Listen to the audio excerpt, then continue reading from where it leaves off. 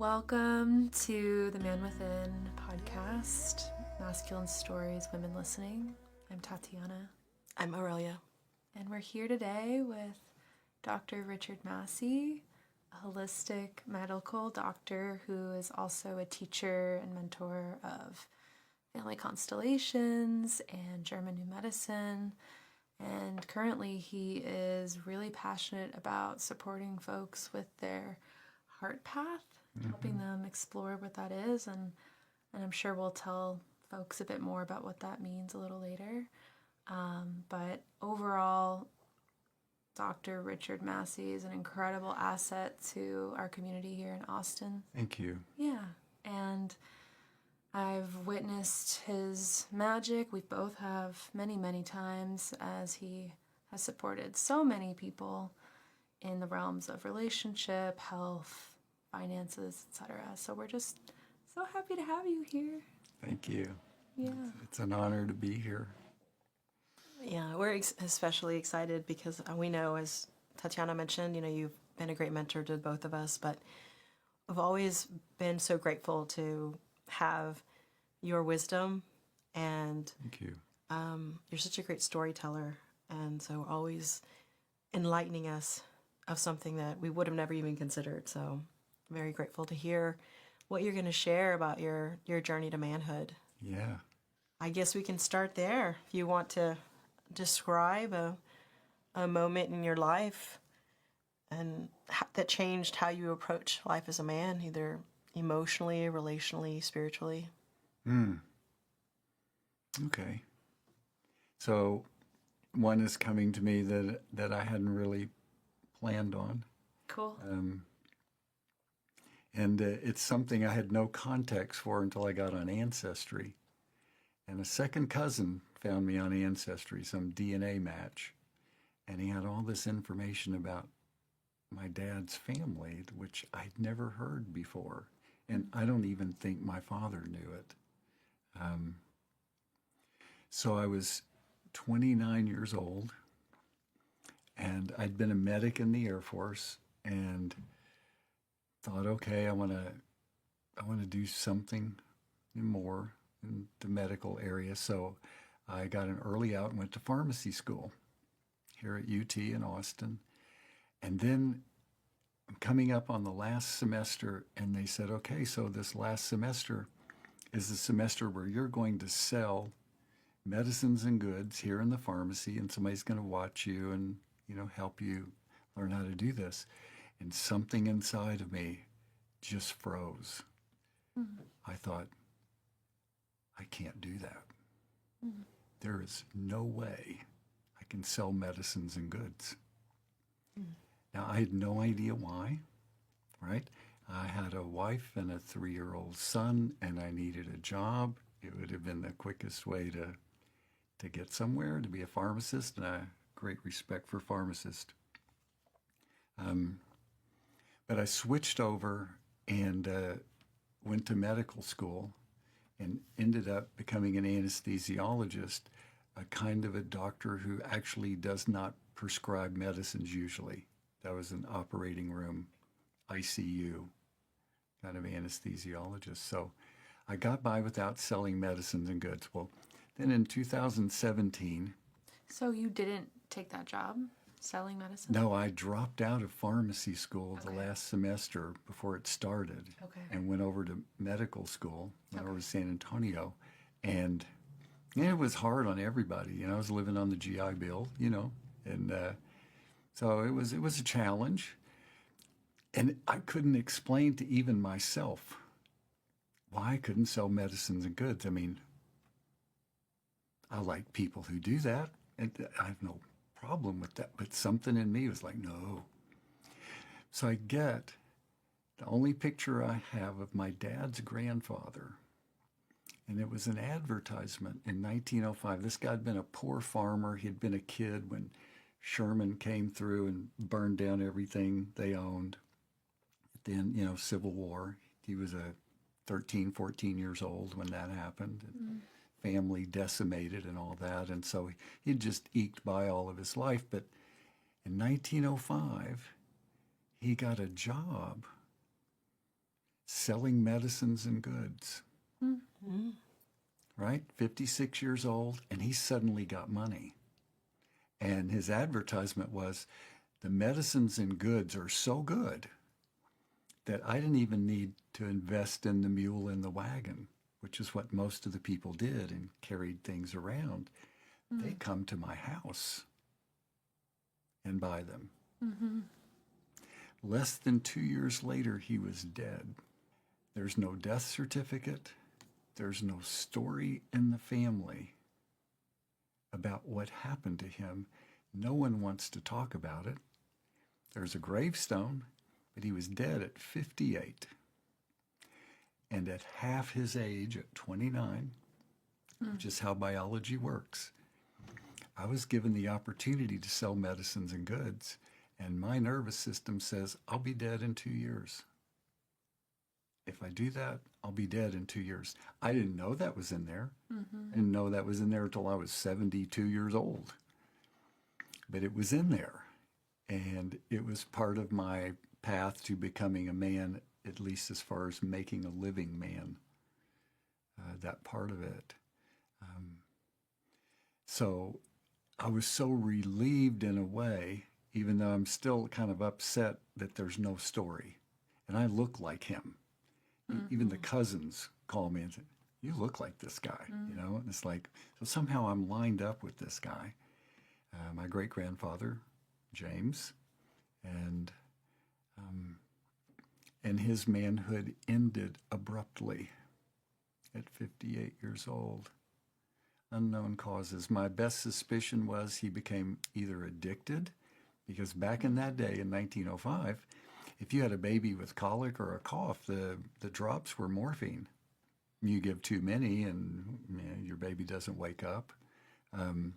The medicine for getting your wife to not be depressed and clean the house and take care of all the babies was actually methamphetamine. It was called Lady Out of the Dark. And it had this cool poster of a lady halfway into the light coming out of her house, you know, and dark back there, but Lady Out of the Dark. It was just methamphetamine. And all the medicines had arsenic, lead, and mercury in them. So you could die from poisoning if you started taking a bunch of those meds. So addiction or poisoning, or, you know, maybe someone whose baby died, kind of, you know, so I don't know. Yeah. Maybe robbed. Could have been robbed for the money, yep, and died in that, but there's no story, which makes me think it was on the shameful side. And having been an addict myself and going through recovery, man, that shame feeling is really, really strong around that. So if he kind of started taking something for colic, got addicted, you know, and died from that, then the family would want to hide that. So what's really interesting about your story is that you're pointing to something that we're pretty familiar with, which is the philosophy and understanding of lineages repeating themselves, and Yes. our nervous system taking on and remembering family members from the past. Yes. But what I'm also hearing is that at the age of 29, you had enough sense, maybe even though you couldn't fully put words to it like you do now, to listen to your intuition. Whereas it could have been a lot easier, perhaps, to just take the job and have that career, but you listened to something else. Yeah. Yeah, I don't have a good explanation for that. But the whatever else it was so frightening. I really didn't have a choice. It wasn't like the felt experience. It wasn't like some higher intuition, like, oh, a cloud came down and it spelled, don't take this job. You know, it wasn't like that. It was like, you're probably going to die if you take this job. And that's totally irrational. And yet it was so powerful. I just changed the whole trajectory and went somewhere else with it. And that is, as you say, the power of lineage. That people are learning more about this. People are getting on Ancestry. People are doing constellations, family constellations. You can watch Another Self on Netflix. You can see the dramatization of constellations and see how that there's a loyalty in our nervous system. We're born with it. It's already there. It's pre-verbal, and we're going to be loyal one way or the other to the family system until we see that pattern and realize, oh, the people I got this from don't even want me to continue this. And we begin to feel their blessing instead of this weight that I have to replay. Oh, I have this blessing. Like, see, so I would say that was the blessing of my great-grandfather. That somehow he was already deceased. What was coming through him at this deep level was like, don't do that. You're destined for something else. From here, I can see you inherited this part of my story. You know, that's not the best plan for your life, and so let's direct you somewhere else. So I think of it that way, and that's what I see in constellations, especially once a person is deceased. And I hang out with the Near-Death Society people. I don't claim to see things like a lot of them do. Last year we had 700 people, most of whom had already been dead at least once. And they came back to tell about it. And great stories and perspectives that I'd never heard before. And what we see in constellations is kind of this same idea. There's a conduit of blessing that comes through the ancestral line for me to not suffer the same way they did. My nervous system, on the other hand, wants to suffer the way they did. It wants to either repeat the pattern, figure out a way to solve it, or take on some punishment that should have gone to one of them. That's what my nervous system wants to do. My heart, my true self, wants to take in that blessing. Like, no, it's okay for you to not suffer anymore. You don't have to suffer that anymore. Be happy. Have a nice marriage. What would that be like? You know, even though ours were turbulent, you know, we don't want you to suffer that. So that learning seems to be the big learning for me, for men or women. How to realize I'm not what my brain and nervous system say I am. I'm something else. I'm another kind of being, and I can access that through the heart, which is why I use heart monitors from Institute of Heart Math. And so when people come in, we put on a heart monitor.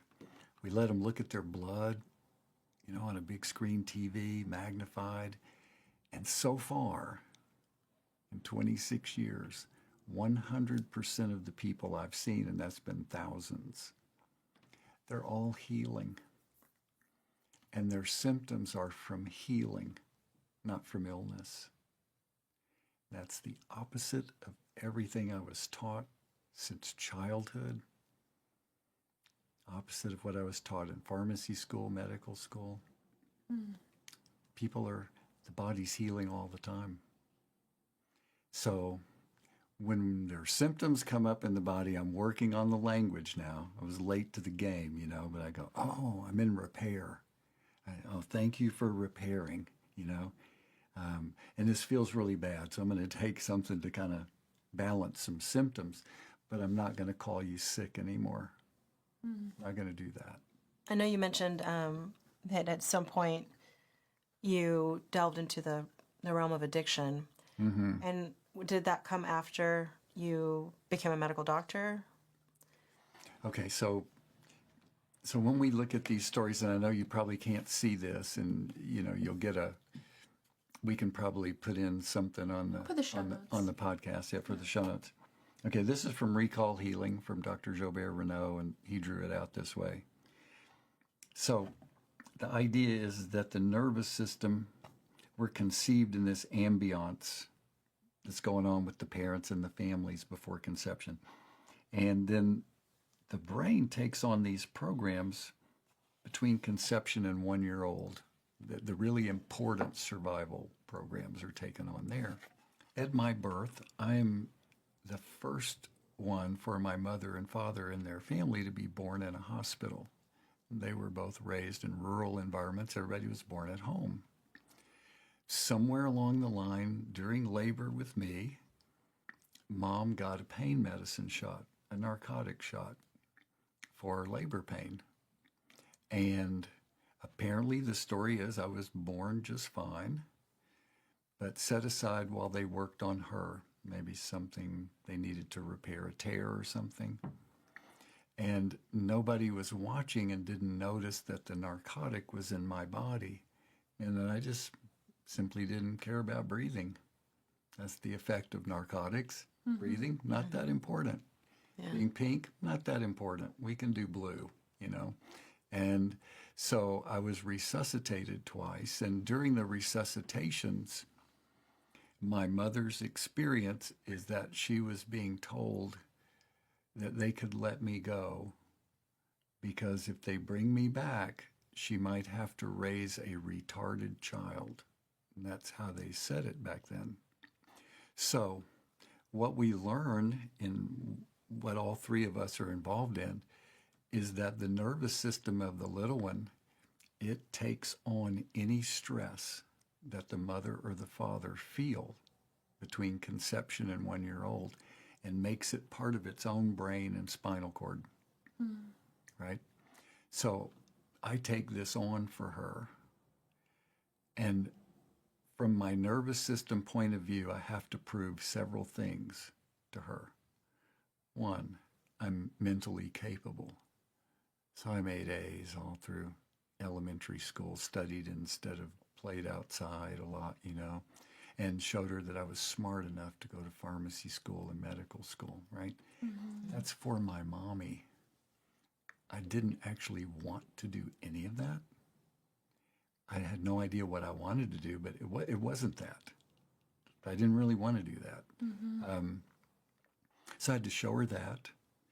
I had to take on a job in that field where I injected people on purpose with medicines that made them stop breathing and breathe for them while their appendix is removed or their leg fracture is repaired, right? Or their emergency C-section happens.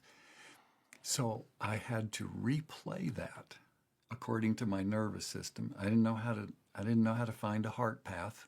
I would have found something completely different. But my nervous system drove me, you've got to save your mommy from this thing that she was about to have her first baby die or be retarded. So I'm repeating that. I was scared every time I did it. And I had to hide that from the surgeons, had to hide it from the patients, that I was nervous. So I'm relating to kind of what you and I shared earlier. I had to be the calm voice, even though on the inside I'm going, oh shit, I've got to make this person stop breathing. And I've got to breathe for them and, you know, fix their heart rate and their breathing and all and do it just right while all this is going on, right? It's an answer for my mommy. And after 10 years of that, I was so burned out that one day I just walked out and I just didn't look back. There was no plan. It was in the middle of a surgery. The new anesthesiologist had come in. And I said to him, you know, if I walked out of here today, I mean, could you take this case and just kind of take over the hospital stuff? He said, oh, yeah. I said, okay, here's what's been going on. Very stable. Everything's good. See you later. Never went back. Never drove by there and looked. Didn't talk to anybody. I just walked out, and that was it. Wow. Turned in my beeper. And that was the first thing, you know, like, I'm not getting beeped anymore. You know, every time I sat on the toilet or started to make out with my wife, it was like, I know the beeper's about to go off, right? Yeah. You know, and I hated that part of it too, that alarm sense. But once again, that's a replay of what happened at birth. It was alarming. And it was uncanny how many times I got beeped in those moments. Right. So, you know, there's a conspiracy somewhere to set us up for an awareness, to set me up for an awareness that I'm not what my nervous system tells me I am. I'm something else. And when I find that, life gets easier. I don't have to take this information quite so seriously. I can realize, oh, it's reading a script. Hope it gets an Oscar. At home, I can put it away and be who I am. I think you were probably on your way to talking about addiction a little bit more. So, with addiction, if a mother believes that she needs pain medicine to do her labor, that pattern goes into the nervous system of the little one. And whenever I'm working, I need pain relief of some kind. And especially when it gets intense. So I can remember the day I made the decision to just start taking some of the medicines at work for myself. What was that like? So can I use any language? I'll tell you the short language of the serenity prayer, which you'll hear in 12-step groups. You know, the serenity prayer is God grant me the grace to accept with serenity the things I cannot change, the courage to change the things I can, and the wisdom to know the difference. At the beginning of addiction or alcoholism, we look in the mirror and we go, fuck it. That's the short version of the serenity prayer. I'm completely turning away from reality. I'm just going for relief. That's all that's important to me, right? There's such inner pain. I'm just going for relief. And I would have to say one of the darkest moments of my life was admitting to that in public. That while I was being an anesthesiologist, I was taking enough pain medicine to keep the withdrawal away, which meant taking a small amount of narcotics just to show up to work. Wow. And to admit that in a setting at the medical board was, it's hard to describe what that's like. I'm sure some of the listeners will know what that's like when something that's been a crutch that there's been a shame about finally comes out in the open, and it's like, oh God. Like Denzel Washington in Flight, if you watch that movie. That's a great movie. Yes. It's that same kind of thing. He's been, coping with John Goodman's tricks. That guy was incredible, right? Coming in, smoke a little of this, inject a little of this, pop a little of this, drink some of this, and oh, I'm back, and just taking whatever's necessary to function, and then having that be exposed in public. So I'll make an aside here, and I want to say a couple of things about that, because I testified in public about this many years later. The medical board said that if I went to rehab, I could go back to practicing anesthesia. There'd be a probationary period, etc. And I did that. Went through the rehab, the probationary period, went to 12-step meetings, helped a lot. But then you fast forward to some years later where I'm doing natural things, and a disgruntled family member made a complaint that wasn't true because of drug impairment in them. Their perception was off. And when the medical board found out I did natural things, off the record, the guy comes to me before anything, it's not official. He said, if you go back to doing anesthesia, we have no problem with you keeping your medical license and permit. But if you're going to keep doing natural things, it's not going to go well for you. Oh. And he was exactly right. So for medicine being the commercial venture that it is on a certain level, they're okay with an addict. Yeah. They're not okay with somebody practicing natural things that don't make the commerce flow in the direction they like. That's such a bleak comparison. I know your story. I know what you've chose for yourself. And I'm curious for you, though, when you talk about this moment in front of, I the hearing and the shame and the challenge of being exposed. I wonder, though, was there a sense of relief at all as well? There was definitely that. I basically did something so flagrant in front of some other people at the hospital. They realized what was going on. I wanted to be caught. It's like Denzel. He finally goes, I'm just tired of living a lie. It's just too much. I just can't do it anymore. And that there was a definite feeling of that. Yeah, the power of being honest. And so if we go back to my great-grandfather, conduit of blessing, he wasn't able to get caught and redirected, perhaps. Perhaps he died in his addiction. And so he somehow sends a blessing my way so that I don't die in it. I have a chance. That's a love story there.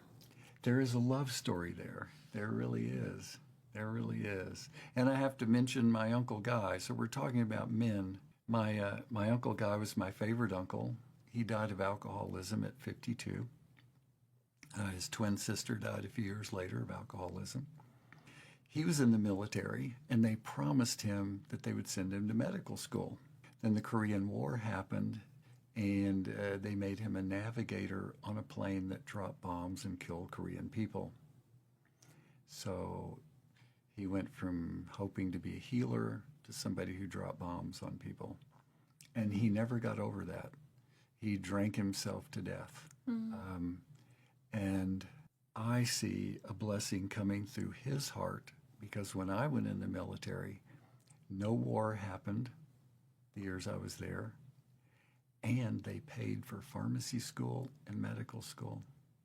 So the promise that he was promised, it came in my life, and I'm grateful to him. I kind of tear up a little bit, thinking that may be true. I can't prove any of that. I can show it in maybe a constellation, but there's a beautiful feeling there that love came through him for that. And he didn't want me to die in alcoholism or addiction. He wanted me to find recovery in another path. That's beautiful. Yeah.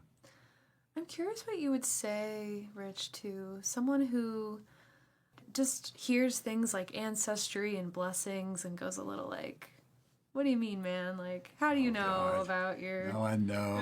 I know, right? What would you say? And were you that person when you were younger? Oh, absolutely. Okay. Like we had religious forbidding about it. Religious forbidding. Oh, yeah. Oh, yeah. Like, okay, honor your father and mother meant you did what you were told, but that's as far as we took the fifth commandment, right? But when you look at it, when I talked to an Orthodox rabbi that I did a TV show with, I had a Christian TV show at age 50, right? In Odessa, Texas, which the people there called it Slowdetha, because there's a lot of pollution there. But it was called God's Learning Channel. And I just... I love that. I know. I just learned these things. And so I didn't want to get in trouble with anybody. So I did all the IVs on myself because I didn't want to get in trouble, like looking like I was doing medicine on somebody. So this is voluntarily with myself. So I did chelation IVs on myself. I did ultraviolet IVs on myself, which made the camera person faint. I should have checked before them seeing all that blood. And I did the microscope stuff. So I showed people what blood looks like on a microscope and how you can look to see about your general health and what you can do about it, befores and afters, right? I still do that on Instagram, which is Doc Massey 1949. I'm not sponsored by anybody. I'm not looking for business. If you want to set up a class for me, though, I can do that. So, I was doing that kind of thing there at 50 in Odessa, being on television. And there were a few million viewers, actually. Wow. It had a lot of the religious community was there. And somewhere during that show, the taping of that show, we did 51 shows. Somewhere toward the end of that show, the phlebotomist, this little fiery redheaded lady who started the IVs, her name is Daphne. She lives in Virginia. I still keep up with her. She said, I think we should go see Bert Hellinger. And I said, who's that? He does family constellations, and it looks interesting to me. I said, does he do vitamin C IVs? No, he does something called family constellations. So I'm a 50-year-old doctor just starting a holistic. This is a waste of time, you know. I said, I don't think it's really for me. You go if you want. I think you need to go. And I had learned from my years with Daphne that the best thing to do when she feels like that is just do it. So my wife, Daphne, and myself went to Washington, D.C. to the National Institutes of Health to see Bert Hellinger do family constellations in cancer. And I thought, okay, I'm here. I think it's a waste of time, but I'm going to take some good notes and I'll learn something. So I sat on the front row. It's being filmed on C-SPAN, Wow. Dietrich Klinghardt is a student in the class. I'm looking at that and going, who is this guy, But I'm ready to take my notes. And Hellinger gets up and he starts saying these introductory things. And he just mentions in passing, not really looking at me, he said, I've discovered as I give these presentations that taking notes is some people's way of keeping their heart closed to the energy that's going on. And I'm like, we're on camera here. And I'm like, I wasn't taking notes. I was just, admiring my notebook, Yeah. I was like really embarrassed. And the first constellation was about a woman had cancer, and she said, I don't know if it's related to my father being murdered in a concentration camp. Okay. Wow. So in those days, everybody knew who they represented. So he set up representatives for the father who was murdered, several Nazi guards, and then he said, I need somebody to represent the Nazi who murdered her father. I'll take you. And he pointed right at me. And I'm sitting there going, I don't even know what this is. And I was scared to say yes, and I was scared to say no. I went and stood there, and it was such a powerful experience, they actually had to take me out of the role. I'd never experienced anything like that in my life. That it was just too crazy. Like, here's this guy lying in a fetal position, facing away from me, the father. I'm standing there, I'm not moving. I'm on TV, I'm not moving. And then I hear these words, go with your movement. I'm looking around, I don't see anybody moving. I hear the sentence again, go with your movement. And I look at Hellinger, who just said it, and he nods that it's me he's talking to. And then he looked at my hand, and I had made a fist and hadn't even noticed it. Mm. But as soon as he looked at my hand, I knew there was a knife in my hand. Now I'm a Southern Baptist guy. I don't know about these energy things, right? I knew there was a knife in my hand, and I knew the blade was this long. Mm-hmm. And I knew I was supposed to sneak up behind this guy and stab him in his sleep. So I start crawling across the floor, and here's his back. And when my imaginary knife blade would have touched his skin, he let out a primal scream, like he was actually being stabbed. There was no way he could even see I was there. Mm. And I lost it. I started crying, started apologizing. Hellinger said these are secondary feelings, and they had to replace me, and I left, and I felt so ashamed. I thought, oh my God, I probably ruined her life. I hope I didn't make the cancer spread. I don't know what's going on here. But it was something that was unfamiliar to me. So I went to the head of the NIH lady, and I said, I am sorry about, she said, no, it was great. She said, we got to see how much energy was in there. You should come back. So I said, okay, I'll come back. So I come back in the afternoon. Next client gets up there, and I may cry during this one. It was a woman about 30, and he said, what's your issue? And she said, I have cancer everywhere my father touched me. Oh. Everybody knew what that meant. It was like a hush everywhere. And so he had her stand in instead of choosing a representative. And he stood next to her. And he said, I need someone to represent the father who touched her. I'll take you. So I got up and he stood me on the opposite end of the stage from her. Neither one of us moved. And I remember just looking at her and knowing, I've just got to look from her chin up. I mean, she's been violated in some way. I'm just, and since none of us moved, he stood next to her, took her by the arm and took one step, waited till the anxiety wore off, took another step, and he walked her all the way to about 3 feet away from me. And this is what I'm preparing for in my mind, just to show you where I am. She might kick me in the gonads. Mm-hmm. Yeah. And I have to take one for the team. Maybe her dad deserved this. I'm representing him somehow.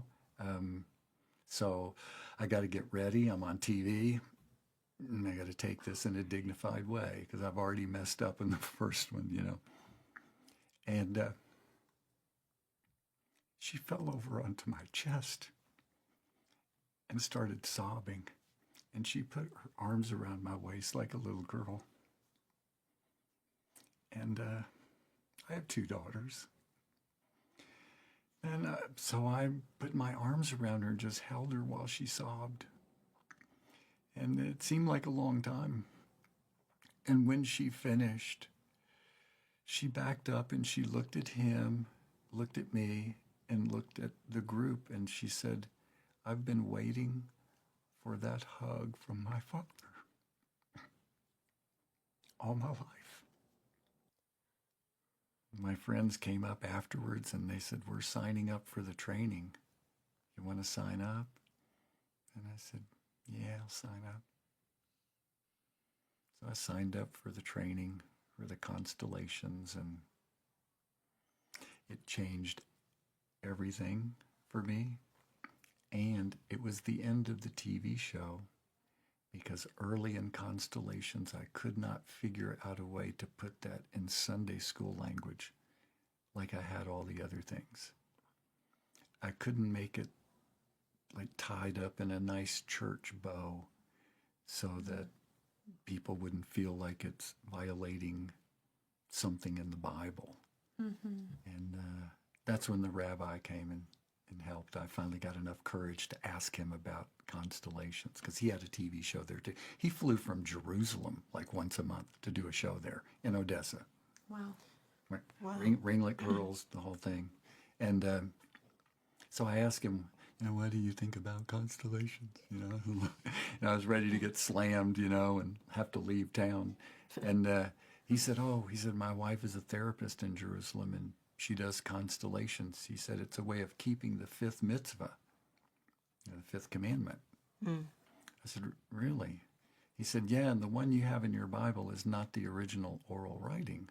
The original oral writing of the 5th commandment is this, something, and I'm going to paraphrase it, but honor everyone in your family with an earlier birthday than yourself, especially your father and mother, and God, in turn, will grant you wellness, long life, and land ownership.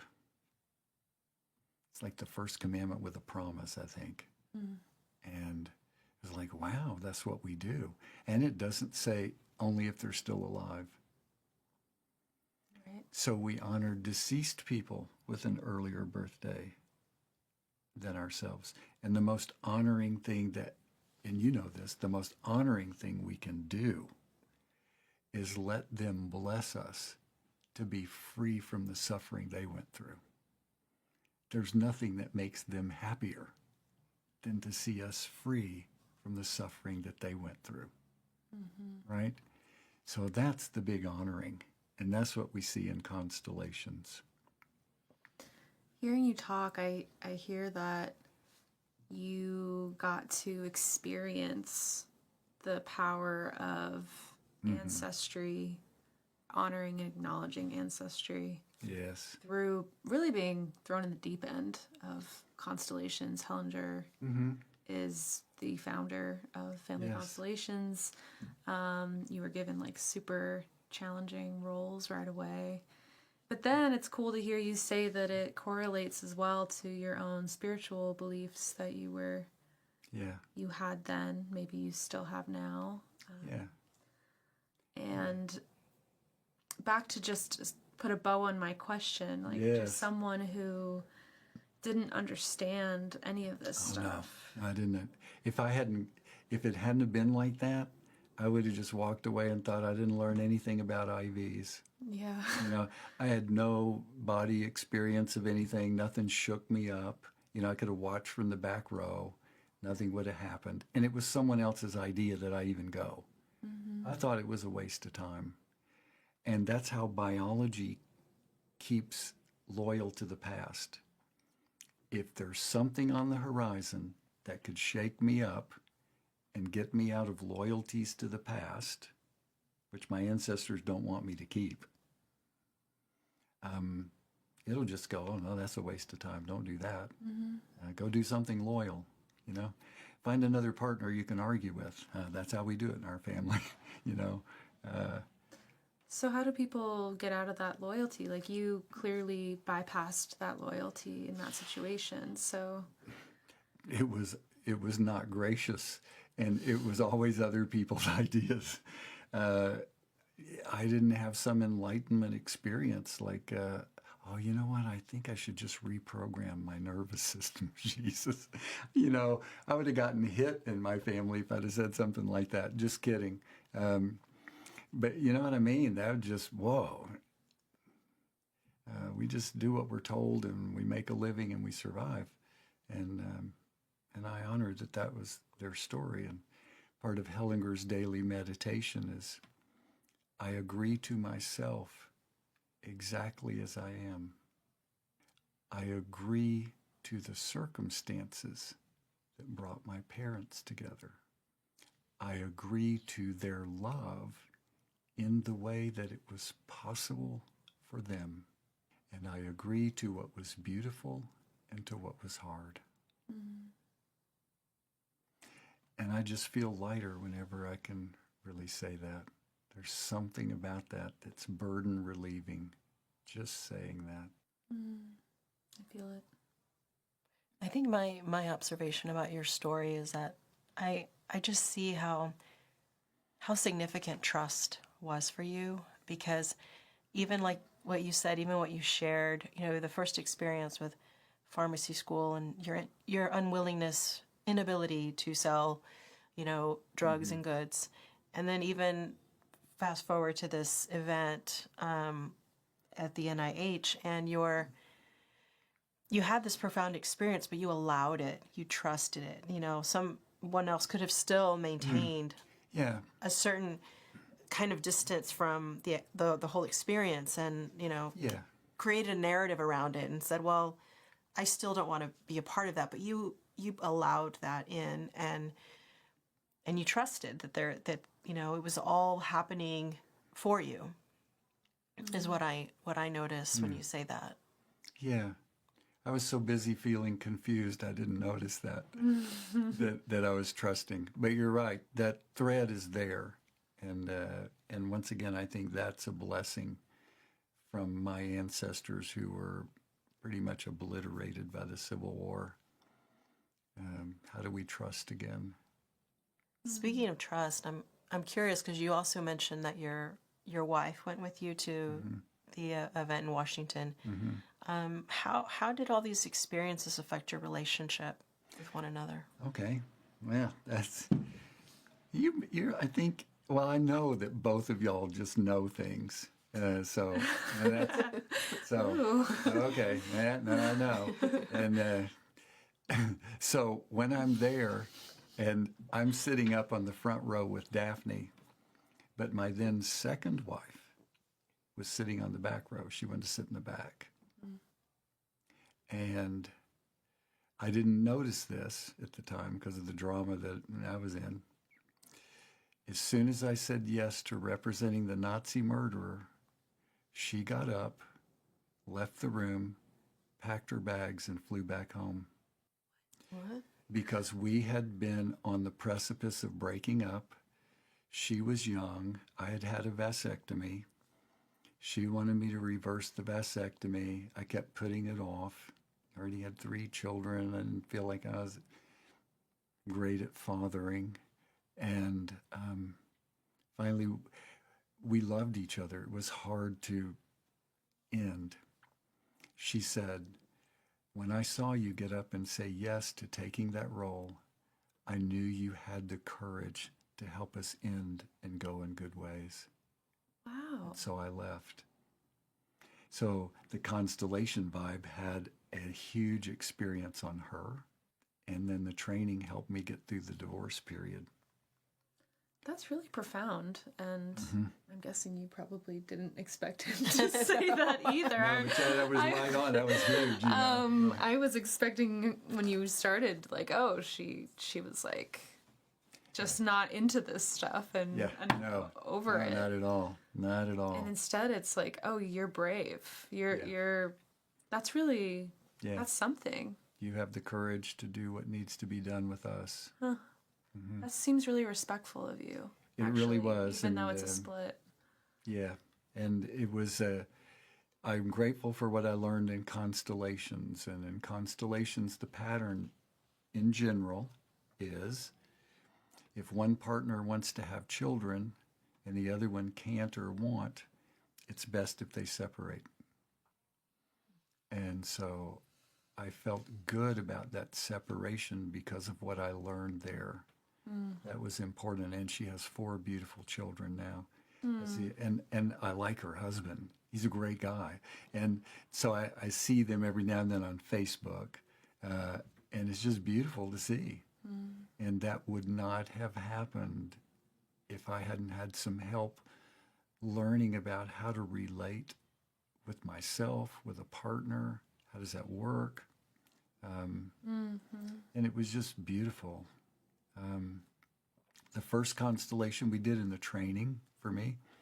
So we're sitting around this circle. So we're showing up for training. This is a various group of people, you know, and people from the Barbara Brennan School, you know, a couple other doctors, and we're sitting there in a circle, and Harold Honan, who was Bert's cameraman, was going around, and also a therapist in his own right, going around asking people, you know, if they had any issues they want to constellate or what's the big thing that happened in their family. So I thought, I don't really have anything big. I have stuff I'm ashamed of, but, you know, I don't know if that counts here. And so it comes around to my turn, and I do remember this event that I heard about in passing. I said, well, my grandfather's first wife died in childbirth. And the whole group stopped. They said, you have to constellate that. Here's what I'm thinking. I'm a 50-year-old doctor. I never met my grandfather. He was killed when my dad was a boy. I certainly never met his first wife who died in childbirth. Let's talk about something real, you know, that I don't even know these people. Right. We set that constellation up, and I fell over into the therapist's lap and curled up in a fetal position and sobbed. I'd chosen a very mild-mannered doctor to represent my grandfather and someone else to be the mom and the child. And they slowly fell, like falling into death, into the other realm at his feet. And we're in a hotel conference room.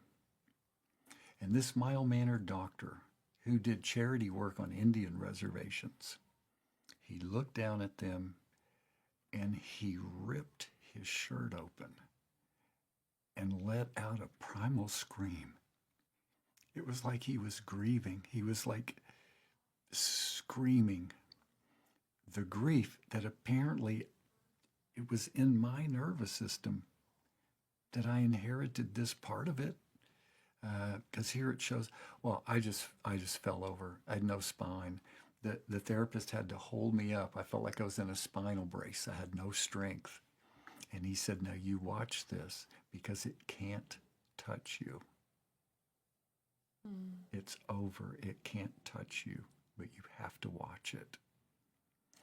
when it was over and I got my spine back and everybody was at peace, he called a woman out of the group to stand about 15 feet in front of me, and I knew instantly when I saw her that for the first time in my life, I had my family's permission to choose a woman. I'd already been through 2 divorces. I had never had the family permission to choose a woman.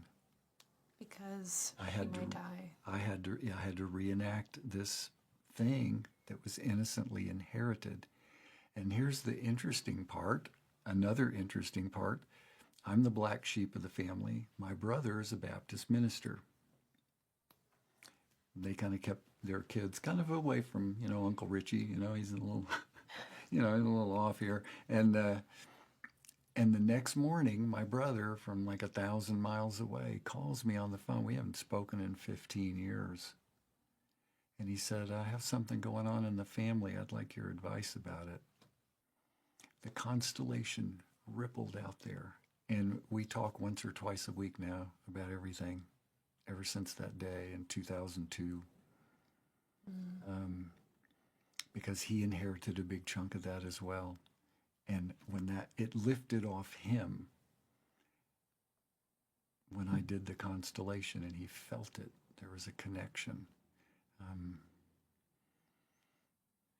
That's beautiful. It's powerful, and you're reminding, we're both facilitators now of Constellations, and we've had the honor of being present for hundreds now. Yeah.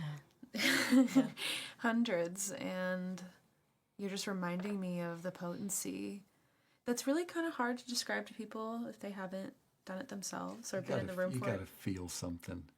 Yeah. And when I was spineless, believe me, I felt that. When I was sobbing like a baby in a fetal position, there was a wave of energy that knocked me over. Yeah. Or even just when you're representing someone else's something, and know, and you know things, and then they tell you later, Grandpa used to tug on this earlobe, and you're just standing out there doing that, and you don't even know, and you go, ooh, that's a little strange and beautiful. You're kind of reminding me of something we talk about is the lack of rite of passage a lot for young men, especially. Ooh, that's a big one. And that something like this, something like Constellations, is an opportunity to have a profound experience and feel something, which I think is kind of the core aspects. Yes. Rite of passage, also being witnessed. So that just has me thinking a little bit differently about how Constellations can be supportive, actually, for people in their development. We need that, like here's this nervous system forming, right? Between conception and 1 year old, we have this brain forming in this atmosphere of the family. It's all pre-verbal. It's just way early on, and it's based on pure love. I realized one day that the nervous system is the Jesus story. Because during this period of time, it's basically saying, put all the parental suffering on me. I'll carry it. I'll find an answer for it. I'll replay it in some way, but you can put it all on me. And literally, the nervous system sucks stress out of the family system as it's forming. It absorbs some of the stress, right? If that's not changed, my love is always backwards, trying to save mommy and daddy and the family system how it was back during this time between conception and 1 year old. It's never going to see the people right in front of me. I'm never going to vote. I'm going to do Grandpa's vote. However it was done, and I'll think it's me, but it's not. There's an energy in here, a belief system, a software. And indigenous cultures, I'm told, reprogram that at puberty, because at puberty, the brain's changing anyway. And I love the one I heard. I can't remember if it was Alberto Viodo or not, and Richard Rohr, the Catholic priest, talks about this a lot. The consequences of not having an initiation at puberty. by a loving village. You know, Stephen Jenkinson speaks about it like that's why teenagers in our culture do risk-taking things and join into gangs. We instinctively know we're supposed to get our nervous system reprogrammed at puberty. But we're busy building an empire or whatever we're up to. We're not doing that, you know? And so we keep that same old perspective till we die, unless we're fortunate enough to have bankruptcy, divorce, accidents, something that forces me, addiction, that forces me to look at something and reprogram that little piece of it. So we're doing our initiations a piece at a time, it seems like to me. But wow, that's so much better than not doing it at all. So you're saying ideally it would be initiation through a loving community. Loving community. Yeah, Stephen Jenkinson would say, don't ever let anybody initiate you who didn't go through a loving community initiation themselves. Because they're kind of just flying by the seat of their pants. His site is called Orphan Wisdom. He said we're basically an orphan culture. So we're disconnected from all that. In the one I heard about, people are dropped into a hole for 3 days and nights with no food or water. Village drums and sings and prays for them, you know. We all went through it. We're sure you're going to make it, you know. And 3 days, then we hope you have a conversation with your true self, which is not what your brain is, with your true self, what comes through your heart. We hope you have a conversation with that. And then at the end of the 3 days, they pull them out of the hole and you're raised by different parents from 13 on. Because if you go back to the same household, the same patterns reinstall. So everybody in the village switches children. And then that way we have people with a fresh outlook. Like, oh, I have more than one perspective now, you know? Wow. I can just imagine some people's minds going like, what? You know? Yeah. That's so the opposite of everything I know. And Yeah, me too. but I know it in my own life when I changed environments, when I had a huge relationship change, or you know, these kinds of moments that when you're in them, they can feel really disorienting. But you're right. I haven't had that language. It is a restructuring of the nervous system and an opportunity to be free, really, and have more choice because you're getting out of the program. Yes. And the program, as Hellinger would point out and see in all those constellations, me being a medical doctor, is the origin of most things I was told to diagnose as an illness. So I'm not looking at the love story and the loyalty that this is really about. I'm saying that you have a disease. And I can make a chart and I can study a bunch of scientific stuff about it. We're going to come up with a treatment plan. That's what you need, right? And it's scientifically correct. It's factually accurate. I don't think anybody can dispute that. A good diagnosis and treatment, factually accurate, and it is such a narrow slice of reality. So this whole other part, who am I loving when I grow this tumor?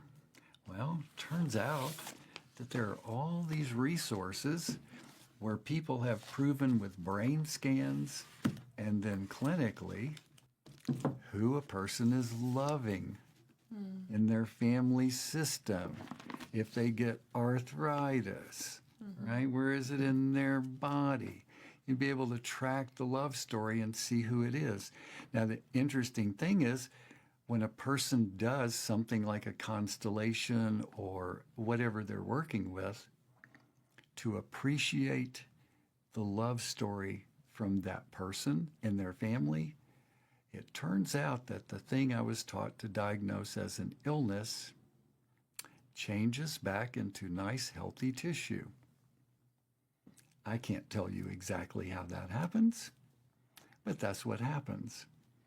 So if people have these 3 books, these are my 3 favorites for giving examples of everything from farting to brain cancer, you know, who we might be loving, what we might be up to there.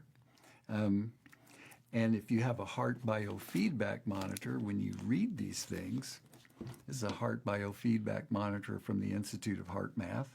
Just clips on your finger or your ear. Once again, this was accident. It was an accident. So a lady brings her daughter in with asthma. And they want to put the daughter on some really strong medicine. They want to think that over. I know the family, and I didn't feel very like doctorly. We knew each other on a friend level, you know. And it's hard to be a doctor when somebody's a friend. You know, if I'm a doctor and you don't know me, I can go, here's my advice to you. You know, it sounds very doctorly and powerful. Yes. But, you know, I knew this person, you know. I was like, oh, boy, what do I do? Well, I'd just come from one of his classes, Jobert Renault. So I put the little heart monitor on her, clipped it on her ear. So I'm in low coherence right now as it does 3 little lights, just like she was when she started. So I opened up the book to asthma, and I asked her to read the conflicts for asthma. As she was reading, I'm talking to the mom, I hear this thing ding, and I ask her, I said, what did you just read? And she says, and it was very matter of fact, investigate the history of cheating in your family. The moment she read that sentence, her mother burst into tears and ran out of the room. It turned out that the asthma started when the mom started seeing a man outside the marriage. It was a secret. Nobody knew. But in families, the subconscious knows everything. This little girl's airways were carrying the suffering in the marriage relationship. So we set up a little constellation, just a mom, a dad, and her, and helped her walk through the sentences of returning the story to the big ones. And she could breathe after that. I believe it. Nice. That was my first time to see the heart monitor indicate specifically what conflict was important for a person and how that conflict was a love for someone else. You could say, yep, she has asthma because she has gene such and such and such and such, or she has this imbalance here in her biochemistry, and all that is factually correct. And she has it because she loves her mother and her father. Would you say that what you're talking about now, which is really sickness related to the heart, related to love, Yeah. rather than sickness being related to just the body doing body things, things breaking down, is that more of your work around the heart path? Yeah. So I learned early on, I put a lot of time into learning the patterns. And I thought, you know, if I can just figure out the patterns, it's going to be enough. But as Jobert would tell me, every human being is unique. Now, in this work, German New Medicine, they actually use brain scans. And they can be really specific about the conflict that's going on, right? I don't have access to that. I discovered, though, that I can put on a heart biofeedback monitor and the person's heart knows. I don't know if you've ever heard about those studies from Institute of Heart Math, the Noetic people. They've done this several times. So people will be sitting in front of a computer. They have heart biofeedback on and they have brain biofeedback on. So all the things are going. And they have a computer screen, and the computer is going to randomly choose photos. The photo will be scary, neutral, or happy, right? The heart knows before the computer makes the random choice whether it's going to be neutral, scary, or happy. The brain doesn't get it till it sees it. So the heart has access to an intelligence that's greater than what's in the brain and the nervous system and all my little sensory perceptions. So when she read that story, I didn't even read the asthma story to her. Her own heart said, this is it. History of cheating in your family, this is it. This is the asthma story for you. And it was. And it turns out that's been true for over a decade now in doing this. People's hearts know. They know how they got here. They know how to walk them out. Dr. Hammer, who discovered this with the brain scans, so tell me what you think. He did brain scans on over 40,000 people. Which illness do you think creates the biggest appearance of disturbance on a brain scan? All the, quote, illnesses that you can think of. What would you guess is the one that's most disturbing to the human brain? Heart disease. Heart disease would be a big one, right? Still probably the number one killer, as we say in our culture, right? That'd be a big one. Mm-hmm. I think we talked about brain cancer. You had mentioned That would be big. That would be huge. And I would say that, yeah, you can't really include that, but talking about the change in the brain when it's changing an emotional energy into something physical out of love for somebody. What he discovered in doing the brain scans before a biopsy visit, after the doctor has told the person what the biopsy means, the most dangerous thing to the human brain is believing a doctor's diagnosis. It creates a bigger disturbance than the original conflict. Oh, wow. And of course, it totally makes sense when you realize that while factually and scientifically correct, it is so narrow that if a person follows that path, they're going to miss the love that's the rest of the pizza. And that's where all the healing potential is, right? Right. And it gives a person the impression that something is wrong with them. Mm-hmm. And when I've looked at blood now for 26 years, everyone is healing. Only exception is people on chemo, which blocks all your healing. Everybody else is healing, and the faster they heal, the more symptoms they have. So it's balancing healing that's the big issue for people. If healing reactions get out of hand, people die. So the work is to balance the healing reaction, not tell somebody they're sick and you're going to help them, right? So bottom line for pharmacy, every drug is a poison. It's listed as a poison. It has a dose that's effective for 50% of the people and a dose that kills 50%. You want to hopefully dose in between that range of effectiveness without killing people. What does that say? It's a poison. And what it does is it poisons the healing system so that the person is not overwhelmed by their own healing. If we're honest about that, it has a real place. If I can skillfully poison one little part of your healing system that's out of control, you'll survive this healing process a whole lot better. But if I tell you you're sick and this is a drug that's going to help you, nah, it's a poison. You're already healing. We're just out of balance with the healing. We can use this. Now, my preference now is to do natural things or help people find their heart path. And once they see what's really going on, it takes care of itself most of the time.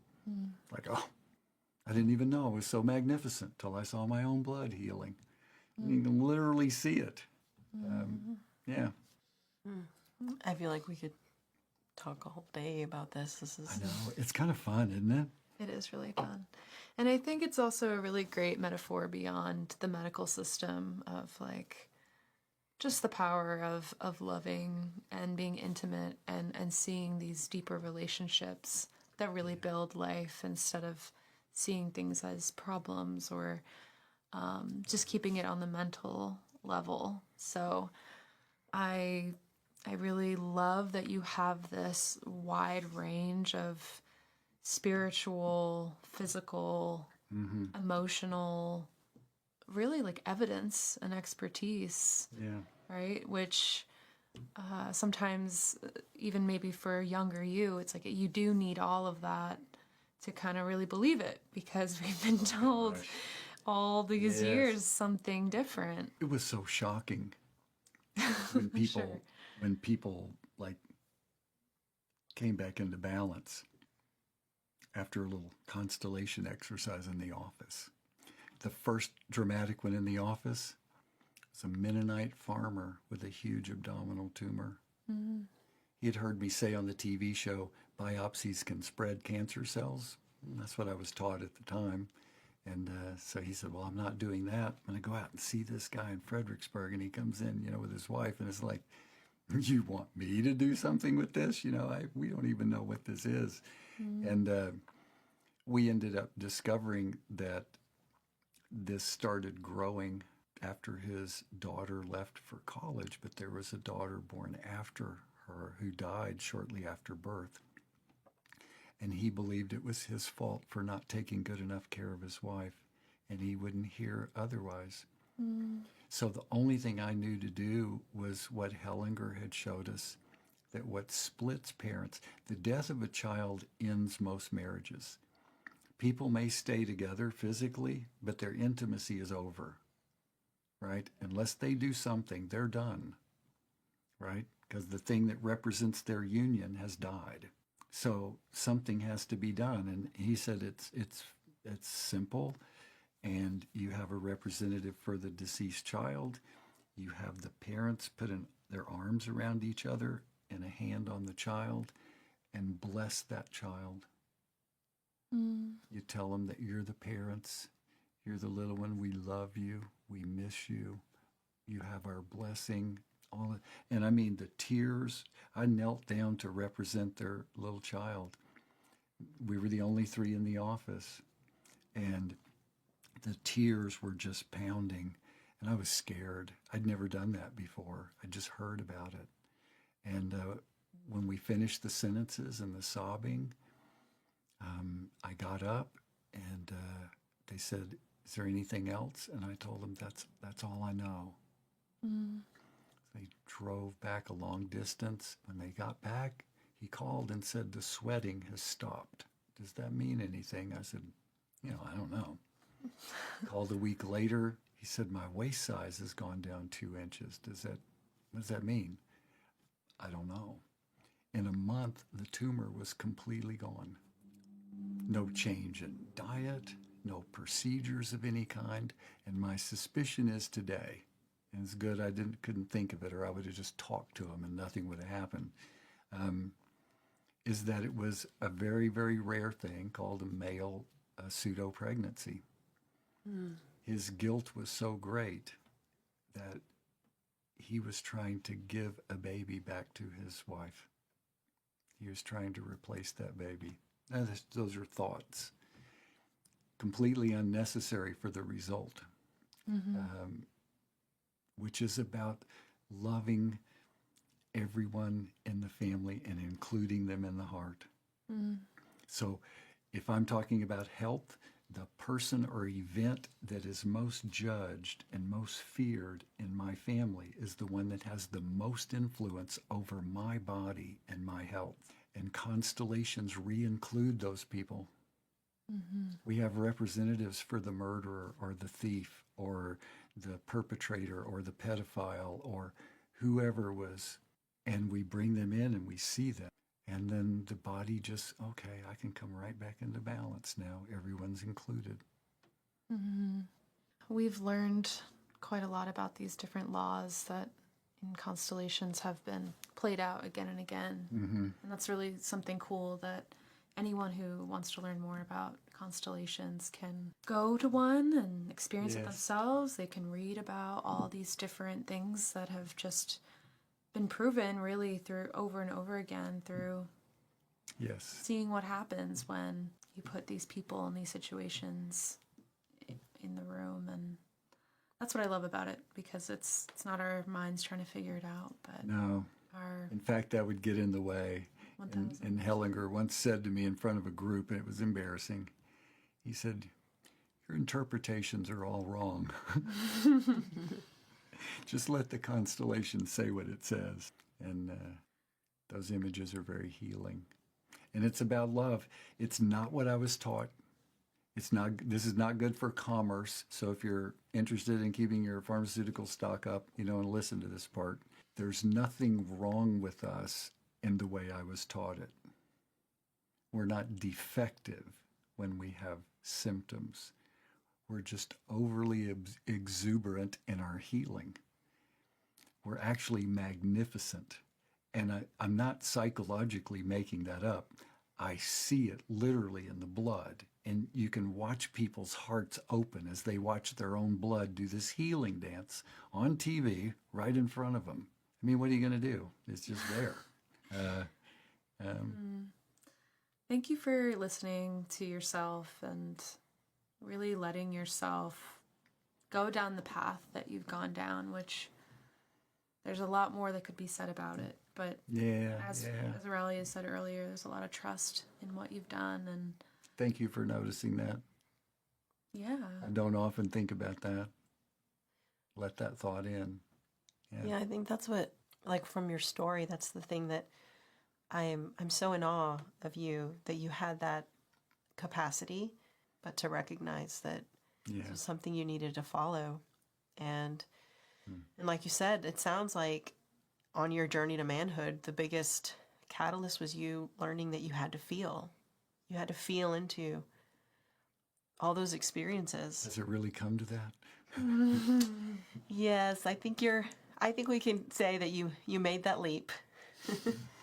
And we're all very grateful, because I think now, you're paying it forward and sharing with us all of your wisdom and all these anecdotal and evidence that it really helps us on our own journeys of understanding, and then in turn helping others as well.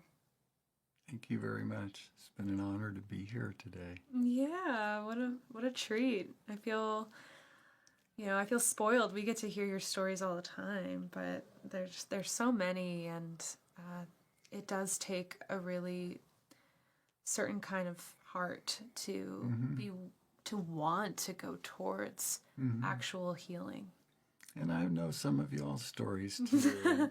Y'all are pretty magnificent yourselves. Thank you. And thank you for setting this up and investigating this. Yeah. Before we close, if you want to just tell the people who are listening the books that you brought, as well as ways to connect with you. Okay. Your Instagram handle again, etc. Yeah. So I'm Doc Massey, 1949. I was actually born in 49. I know you're kind of revealing yourself through that handle. I was 75. and we had a great Constellation birthday, for those who were there. And I was set on the medicine path at birth. And then going back in time, looking at the family, oh my God, medical stories were huge. What my ancestors believed about health and wellness and all the diverse paths they took. And oh my gosh, it was a richer story than I ever thought. So, I apparently came here to do something on a medicine path. And then to find out it's about the heart and love is about as good as it gets. So this guy's book, I don't know if I can even pronounce his name right. Ebel? Okay, there you go. Go with that. You can get this on Amazon, and it's really great. It shows where the brain scans are, and the thing I love in here is it has a section called biological function. And what that's doing is it's telling me how my body is perceiving this and how it's trying to love me through it. How it's adjusting so I have a better chance. And I love that, right? And you just here's a picture of the adrenals, right? And the conflicts of the adrenals and examples and, and how's that trying to help me? So the name of that book is? The Psychic Roots of Disease. Okay, by Bjorn. He was an Olympic windsurfer, by the way.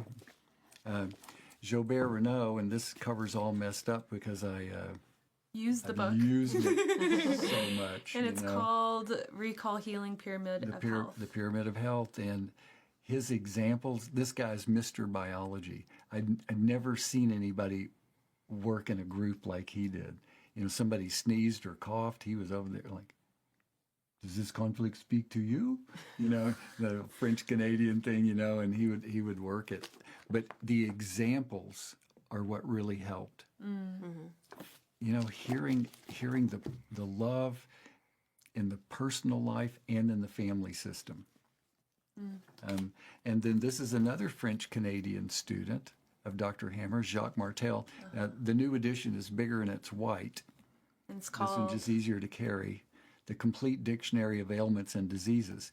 This doesn't have examples in it, but it's written in a therapist kind of way, and it's like a non-medical approach when a person reads it if they're not medical. And there are times when the only time I get high coherence is when I read this non-medical description. It's like, oh, it's about, oh my God. And he's got all the etymologies to the words in there in dark print, so you can see that. So between these three and an M-Wave 2 from the Institute of Heart Math, which you can buy online, you can sit and read this. If you get a sore throat, look up sore throat. Find out what your heart says is the important issue, right? Sure, there's going to be stuff going on in the throat on a physical level. But if I can find out, oh, was there something that my brain changed into something in the throat? And what conflict would it be? Am I trying to stop somebody from stuffing something down my throat? Or is there something I want to say and I just don't feel like my throat's strong enough, or I'm a little scared, right? So those are typical conflicts. And if that matters, then just noticing that, in my experience, this will clear up a lot faster.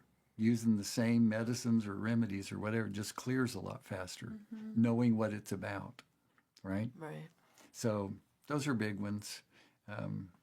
And if you do a project purpose on yourself, this is from the Recall Healing book, if you use your actual photos on there, that can be just an amazing thing.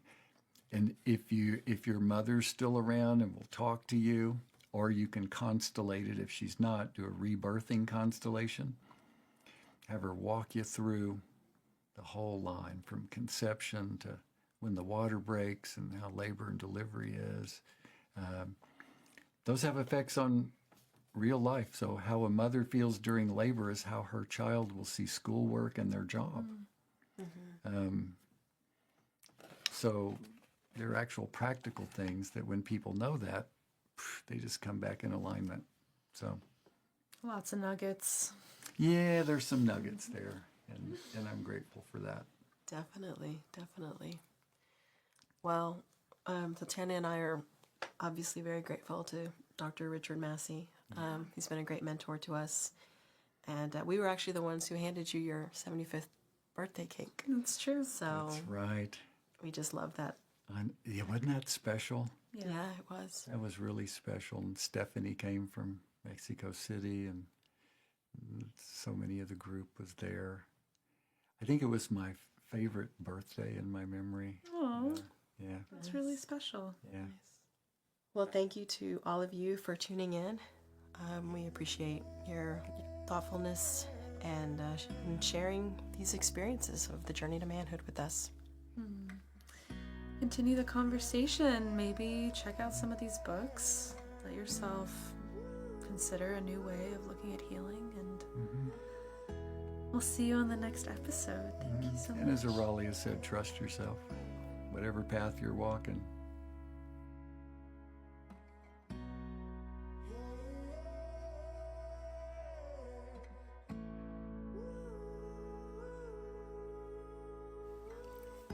Thank you for tuning in to today's episode. If you enjoyed this conversation, we'd love your support. Please take a moment to rate and review the show on Spotify or Apple Podcasts. And if our energy resonates with you and you're feeling called to connect or work with us, you'll find all the details in the show notes below. Thank you again for being part of this journey with us.